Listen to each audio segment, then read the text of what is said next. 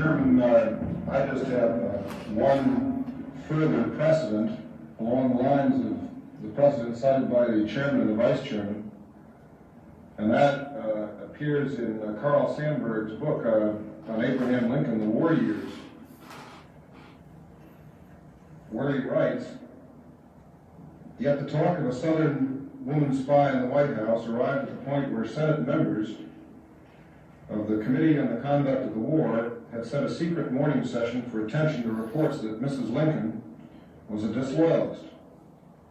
So the story goes, though vaguely authenticated.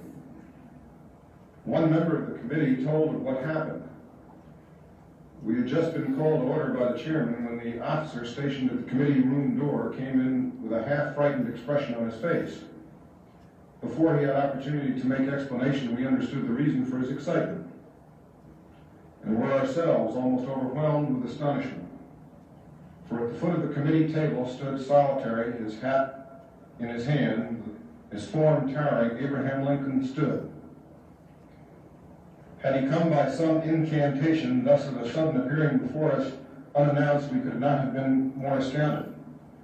There was almost unhuman sadness in the eyes, and above all an indescribable sense of his complete isolation, which the committee member felt had to do with fundamental senses of the apparition. No one spoke, for no one knew what to say.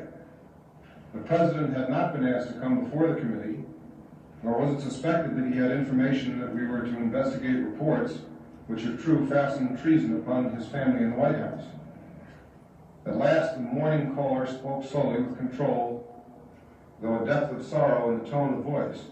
I, Abraham Lincoln, President of the United States, appear of my own volition before this committee of the Senate to say that I, of my own knowledge, know that it is untrue that any of my family hold treasonable communication with the enemy.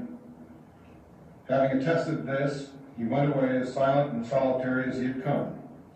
We sat for some moments speechless.